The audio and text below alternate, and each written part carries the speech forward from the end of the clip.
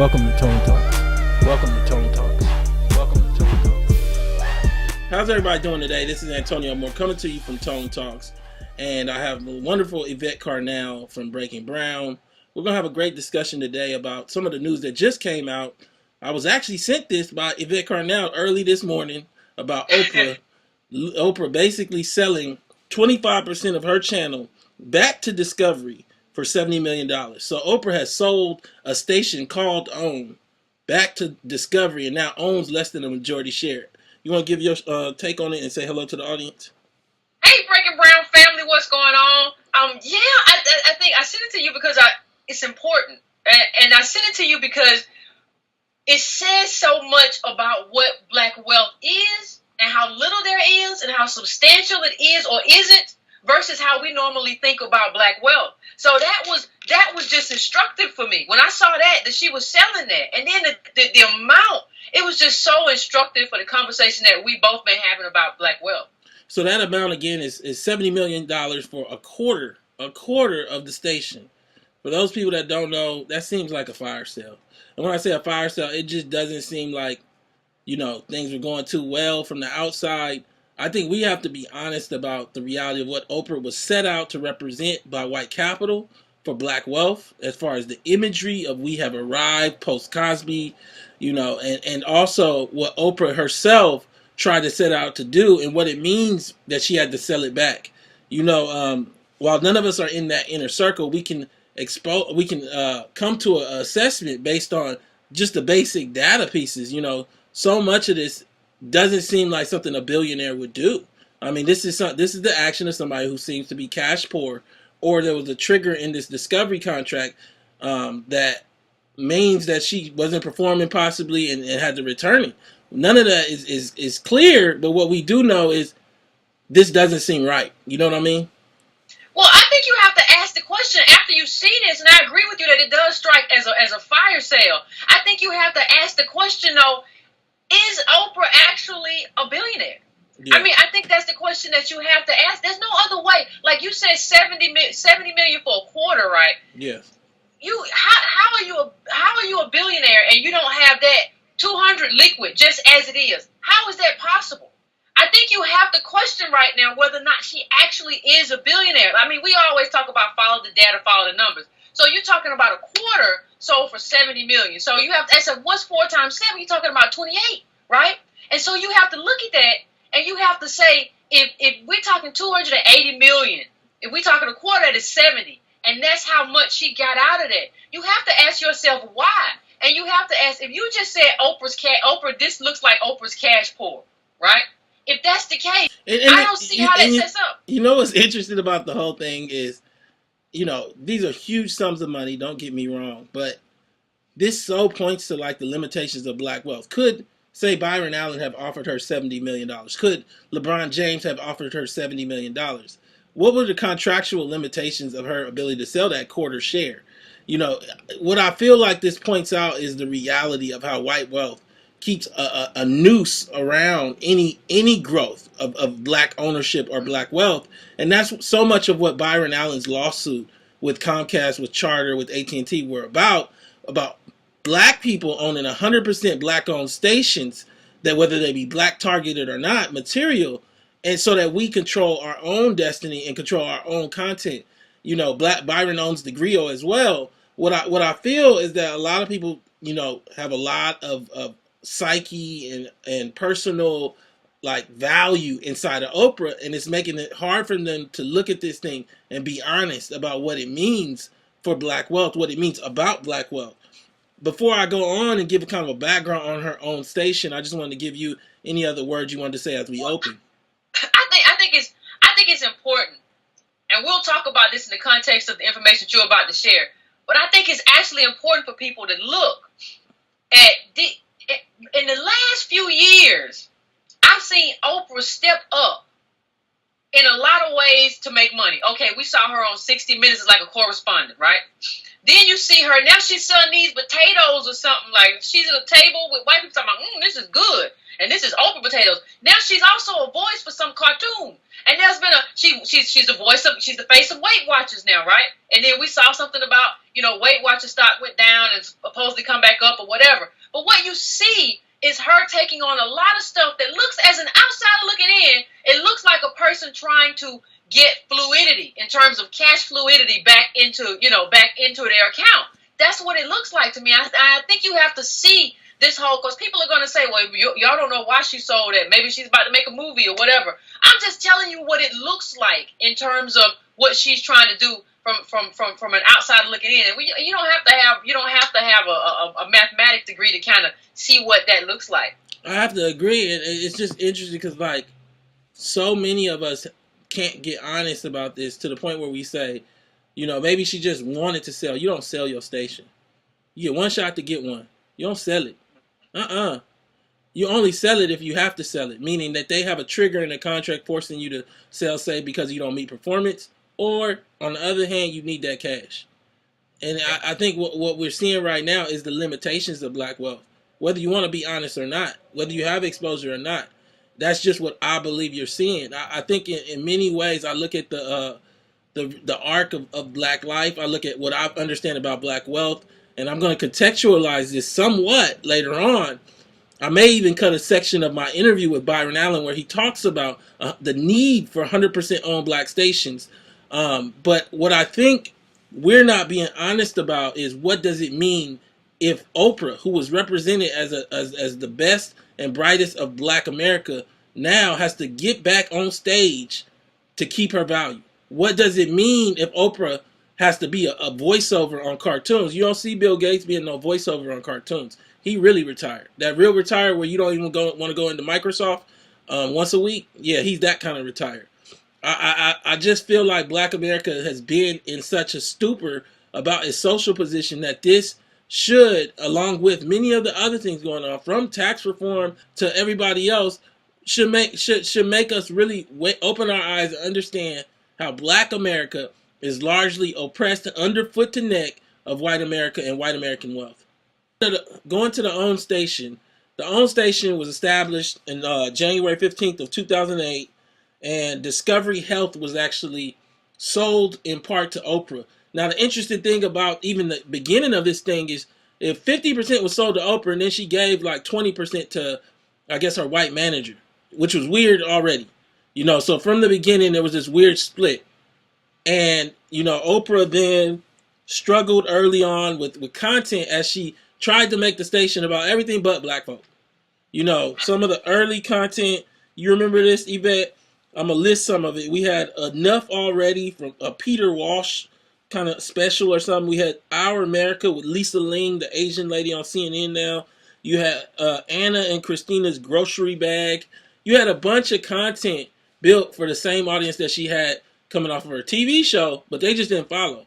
They just didn't come. And we didn't see her have even an inkling of success until much later. And you have to wonder whether she was even making any money on this station ever, or this was the first payment. Yeah, you have to wonder. Yeah. You have to wonder also who came in. Like let's draw the line all the way back to Tyler Perry, right? Tyler Perry wasn't doing great at TBS, so they didn't renew his contract. So then OWN was struggling. So it was a marriage made in heaven between Oprah and Tyler Perry. But we kind of, one of the big things about this is how we viewed it as like, oh, these are black people coming together, and they coming together to do the right thing for black people. This is black business. Well, they weren't coming together for that. They were coming together because they need each other. They were friends, but they were all doing their own business when they could do their own business. Mm-hmm. Now, then they get there. Long story short, allegedly, Oprah has a problem with Tyler Perry not taking advice, because we know Tyler Perry doesn't put a lot of effort into production and he makes it cheap. And Oprah was like, we have some studies to show you can do better. You can do better work if you do it this way. And Tyler was like, let me do my thing. Okay, they break up. And instead of, there's no allegiance to black business, Tyler Perry goes over to Viacom, right, and does a deal, right, which is in direct competition to Oprah because they have BET. There is no allegiance in that. There is no black business in that. And so I think when you look back in that, you can see that was the beginning of Oprah needing to and having to sell that portion of her own network. And I think, that's got to be pretty kind of, humiliating, not just to Oprah, but in terms of black people, in terms of how this was celebrated as some type of, black move towards group excellence or something. No, this was Oprah doing a business, and she didn't even really have what she needed to do. What she needed to do, she had a personality. She never had the expertise to kind of like, I'm gonna go from doing a show to running a network, and nobody said she couldn't. And the interesting thing is that's what Byron's kind of critique of Puff Daddy with Revolt and Magic Johnson with Aspire is that, these are not black-owned stations run by black programming directors or people who have expertise in programming. These are talents used as face man to give the full idea of diversity. I've called this the decadent veil for some time. The use of black celebrity and supposed black wealth to hide and mask the reality that black people are largely African American descendants of slaves, particularly are largely locked out of American access. And I think what we saw with Oprah was very interesting because as this program has started to struggle through 2011, she went into depression. She went into depression because she was so detached from, the reality of black life. There was actually a quote about her that she felt when she first started it, that she felt she can give content that wasn't like the Real Housewives. It wasn't that type of content. Now the irony of her whole statement is that her early show, as I'll let Yvette chime in on, was nothing but that. Her early show was nothing but her actually doing exactly what the housewives would do, playing on the worst parts of American consciousness. Yeah, I mean, I look back on it, and as a grown woman and a girl, you have two different assessments. As a girl in high school, I liked Oprah, but that's because I liked the kind of content Oprah was putting out, right? Like you got to remember, Oprah was the one. This was Oprah who had those racists, went to Forsyth County, and they're racist and black people, the salaciousness, all these shows about cheating and how to make your man or wife happy. This person doesn't do this right in the bed, whatever. All of that stuff is what Oprah used to be, and people forget the kind of Oprah it was. Hosea Williams, may he rest in peace, civil rights activist, criticized Oprah because of how she did that thing with the racists in Forsyth County in terms of she didn't want them close to them, and she seemed to treat the racists as well, I don't want to disturb them. But you got to understand that this was salacious TV. There was nothing better about this whole find your life stuff and be your best self then started to the 90s. People forget the Oprah from the 80s. And if you really want to be honest, it was not a positive thing that Oprah Winfrey replaced Phil Donahue. I'm just going to put it out there. Because let me tell you something. Phil Donahue had his level of salaciousness too, right? But he also had people coming on having a real political discussion about real politics. He had Huey Newton on one time from the Black Panthers. Where else you gonna see that at? You didn't see no Black Panther on Oprah's network. He had like Khalid Muhammad who got ousted. I think got ousted from the Nation of Islam. He had all kinds of different people having these political debates. That all of that got shut down in the living room at that time when Oprah took over for Phil Donahue. But we thought radicalism was just having a black woman in the room. That's what radicalism meant. Yeah. Well, we got Oprah there and she's black, so we've succeeded. Now, succeeded was having the foundational political conversations that lead people to understand what politics is supposed to look like. And in Phil Donahue, you at least had a liberal. He wasn't leftist, but you at least had a liberal. And Oprah, I will argue, you had a conservative. And Oprah goes step in step with the Cosby Show. I did a piece called Cosby Show Dreams. I've shared it with people on my channel before. It really was the idea that you can pull yourself by your bootstraps. And if you aren't doing that, if you're on crack cocaine during the mid-'80s, during Reaganomics, during the height of the rise of mass incarceration and crack sentencing, then it's your fault. You did something wrong. And it's interesting because during her depression bout, she actually says, I actually started to think maybe I really am depressed. Because it's more than I feel bad about this. I felt like I was behind a veil. And I believe when she says this, she's talking about the failure of OWN in a way. And it's like I feel like what many people have described over the years on my show, and I could never imagine it. What's depression? Why don't you just pick yourself up? So she says I was behind a veil. And it's the irony of that, where the singular strongest force that veiled like Black America, the decadent veil, you have her talking about finally understanding that she was also behind a veil. because she had always thought she was free. And this is why this discussion is so important. This discussion actually talks about the reality of how constrained even the minute amounts of black wealth that you do see overrepresented in media really is. How this wealth really can't move. How this wealth is really tied to white wealth. How white America really controls this country. How we will never get anywhere without politics. And I think for so many of us, we always had a bootstrap idea.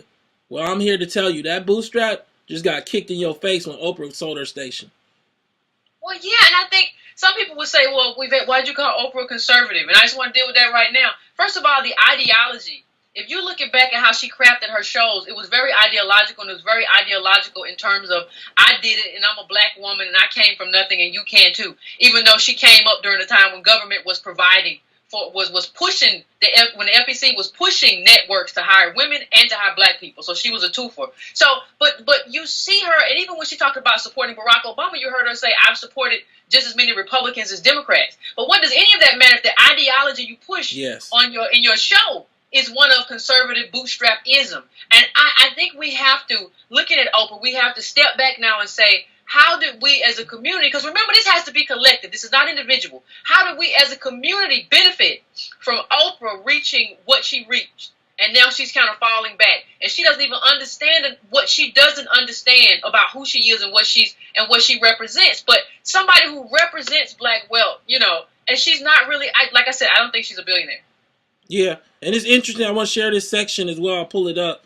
Oprah told People magazine she had a meltdown last summer. This is back from 2012, 2011, I believe, because people were counting me out. This is her words. After 25 years of being number one, I had become accustomed to success. I didn't expect failure. I was tested and I had to dig deep, she said. She said it was very painful for me because I had never experienced it. I thought, I do not get credit for the 25 years, whatever I gotten myself into. And I think what she started to deal with is the constraints of like black wealth and the constraints of black access. And for so long, I think she had looked at other black people who were caught in ticketing schemes in Ferguson, who were selling cigarillos outside New York, who were selling DVDs in Louisiana, who were being harassed by police, and said, somehow you must be at fault too. We need to find a middle ground so it can work on my show. Ain't no middle ground, Oprah.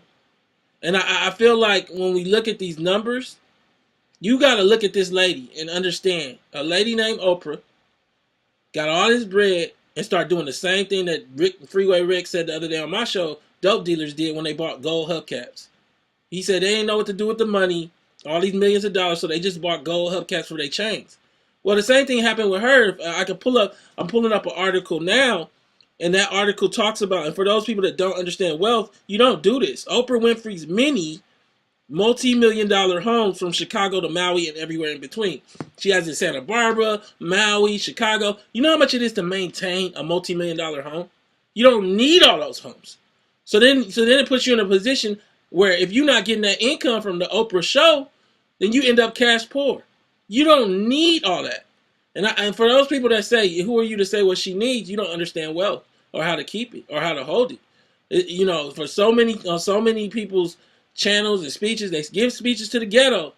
It's time to give speech to Oprah. The same speech. Spend less, buy less Jordans. This is just a rich person's Jordan.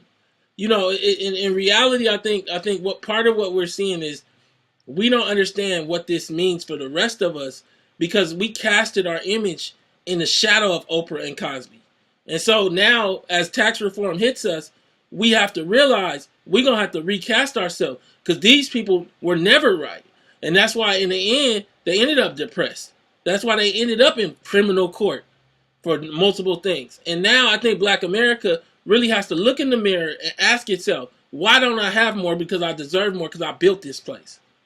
You want to say something?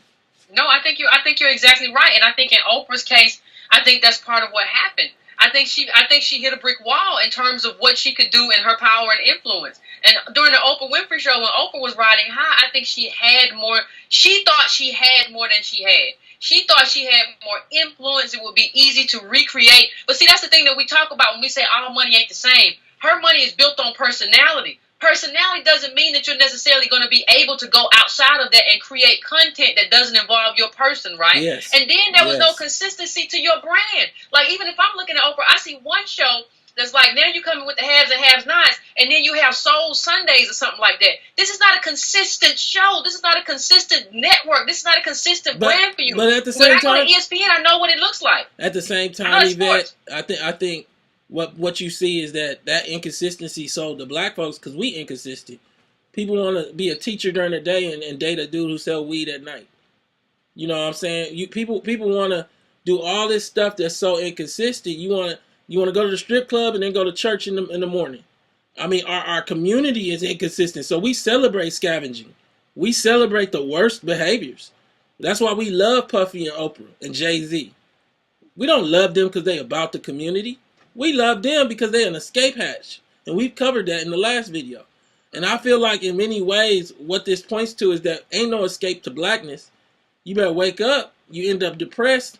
You trying to be somebody that is depressed or has been depressed recently, and you happy already. You might be poor, but you happy. Think about what it means. I just want you to think about what it means. Because in that context, Oprah didn't say I have a history of depression or mental illness. She didn't say that. So I want you to think about what it means to be her, to have all this money and still be depressed, to have all of your material needs met and still be depressed. Well, part of it was because people made you believe that you knew stuff that you didn't know. You didn't know how to necessarily create this content. You had producers and people around you. You had a whole structure around you that helped you do that. And when you got outside and you had to do it yourself, you had to run and get Tyler Perry because he makes cheap stuff and he makes it on the fly and you ain't got to worry about going over budget. That's what he does. That's what he's known for. Just throwing some stuff together, having some funny moments. So when you say that, what I'm saying is that we got to stop overrating people just because they black. Yeah. Just because somebody's black doesn't mean they're an expert at X, Y, Z, or that we should deify them. We can criticize them too,